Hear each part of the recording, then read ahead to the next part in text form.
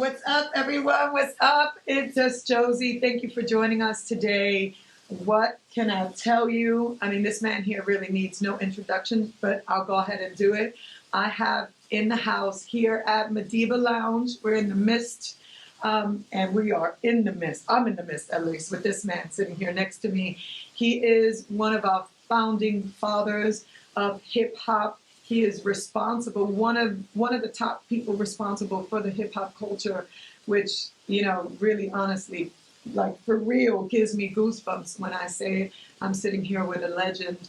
And I thank you, baby, that you have got the time to even give me to be here with you and, you know, connecting like we're about to. You really got me blushing about this whole situation.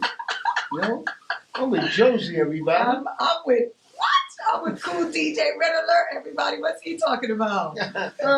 And you look amazing. No, thank you. Appreciate seriously, this man does not get old. So what's your secret? What's your secret? A good lady in the house. A good lady in the house. What's her name? Let's give it up. Big up to Sandra, my lovely wife. Big up you know, Sandra. And to the rest of the family. You know, they keep me going. That's right. That's right. Right. So are you a dad, right? Yes. How old is your... The oldest is 35. Then I have one 28, and I have another one that's 20. Wow. And so do they give utmost respect to dad and all that you definitely. Matter of fact, for both of my sons, one 35 and 28, we work together as a unit. We call ourselves the Kool connection. The Kool connection. And I love that. Each one have their own identity, you know. Right. Rob is the oldest, and then you have the other one named G. Mims. You know, he just signed a deal. You know, oh, nice. And he's an artist, and I fall back and allow him to become into his own. Good. You know, and dad is dad. And dad is dad. And are they? When you say artists, you mean they actually sing? Or they? Yeah, no, but him and his Big Rob is the one that he want to be behind the scenes like the businessman. Okay. You know, and make sure that everything is in flow. We need somebody doing that. That's so right. That's all good. G. Mims is the artist that, you know, he just signed a deal, and he's been making some music for a little while. Oh, good. Mm-hmm. So you guys got to check him out, okay? Yes. So anyway, so let's get back to you because I'm so excited to, you know, share you with everyone. So what are you up to right now? We're going to go back in the day, but I want to make sure we talk about where you're at right now because you are relevant right now as the same you were when you first started. So, well, I'm still involved with radio. Okay. Of course, at one point in time, everybody knew I was on 98.7. I was just going to say. 98.7 Kiss FM. You know, respect everybody that be checking me out on Kiss FM, but Kiss FM is no longer here. Yeah. You know, after 30 years. I can't believe it. So they brought me over to WBLS. Right. And then WBLS had got in association with the same company that had Hot 97. Mm-hmm. So now I do both WBLS and Hot 97. I was on Hot 97 in the earlier stages, and then I had left, but they just brought me right back. So I do both stations since it's under one roof. Yeah, that's hot. And I'm having fun doing it. Besides that, still moving around, doing parties, just not only within the tri-state area, New York City, New York, Connecticut, and Jersey, but I've been traveling all around. You know, I gotta go where they love me. Oh, absolutely. And they love you everywhere. So that's probably really hard. I love it. Okay, so where do you love playing the most? Tell you the truth, I never had a particular spot. Of course, in different countries, I love Japan. I love Japan. They embrace you so much. And in other different countries, they embrace you because they really support and respect the culture. Yeah. You know, it's surprising because you may go to certain countries and a 19-year-old can tell you about your history. They love us so much. Right. You know, one thing that, no disrespect to where we come from. No, absolutely not. But it is that this country live off of trends. Yeah. They rich today, they rich something else tomorrow. Right. In other countries, they live off of culture. They know, they study, and they embrace it. And there's times I have young ones that will come to the club with my album covers to sign it. You know? But besides that, I just love playing every week. Yeah. How does it make you feel like when, you know, the young kids come up to you with an album cover? I mean, how does that make, I mean, you've been doing this for so long and you're still relevant. And so how does it make you feel when some like young kid comes up to you and... When I look upon the people before me that who are still doing it and being dominant to this day as an artist, as a musician, as a DJ, any field they do, and I see how generations after generations follow them. Now I know what it feel like, and it's an honor. It's an honor fully, all the way. It must be. It must be. And do you plan to retire anytime soon? For what reason? How often you find something that you love to do, you can make something out of it. Exactly. You know, Yeah. I'm like that little bunny, still going. Still going. That's right. That's right. It's like me. I'm going to be a dancer to the rest of my life until I'm dead. I won't know because I'm going to do it until I can keep doing it. So that's the answer I wanted to hear. Yes. Is there anything new that you know are getting into or want to get into? I mean, you're still young and hot and sexy, so. I'm blessed with big time. Right. So, what's is there a next, or or is this this is it for you, and you writing it to the end? Well, there's one thing I have learned, that I always learned to step into certain things that became as a start.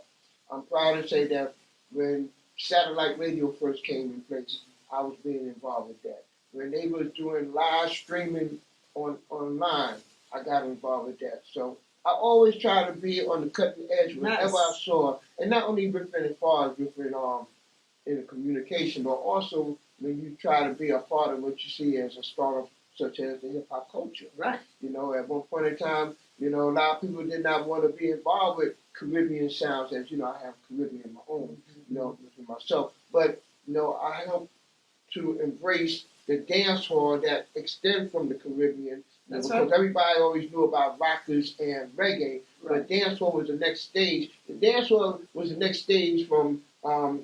It's like saying how New Jack Swing was extended from R&B. So I embraced that, and that became more of a commercialism. And then I got touched a little bit even on the dance and house sound.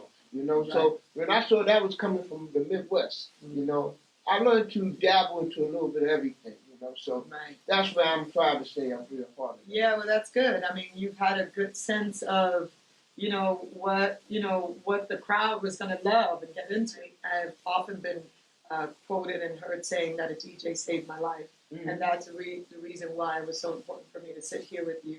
That for me as a little kid, if I had not entered into that club and heard all the incredible DJs that I've been blessed to sort of, be in the same club with and dance with, including yourself, that who knows where I would be today. Honestly, I was that kid. Who knows where my life would be today? Well, I'm gonna tell you something. How it inspired me, because when I went to Deep Recruit High School up in the Bronx. All right, so Bronx in the house. Yeah, so me coming from Harlem, going up there, I was being inspired on both sides. Some of my friends from down in Harlem, they was always telling me about the clubs downtown where, I was sneaking into them at a young age. Putting on my older brother clothes and trying to look like a grown up. Is that right? How old were you? I must have been about 18, 19 at the time.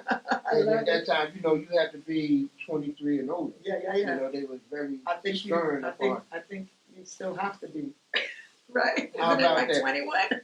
True that. Right.